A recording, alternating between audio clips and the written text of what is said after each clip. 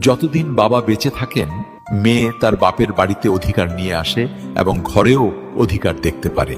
কেউ কিছু বললে জোর গলায় বলে দেয় যে এটা আমার বাবার বাড়ি। কিন্তু বাবা মারা যাওয়ার পর যখন সেই মেয়েটা আসে, তখন সে এত চিৎকার করে কাঁদে যে সমস্ত আত্মীয় স্বজন বুঝে যায় মেয়ে এসেছে। সেদিন মেয়েটি তার সাহস হারিয়ে ফেলে, কারণ তার বাবা আর নেই, তার সাহসও সেদিন মরে যায়।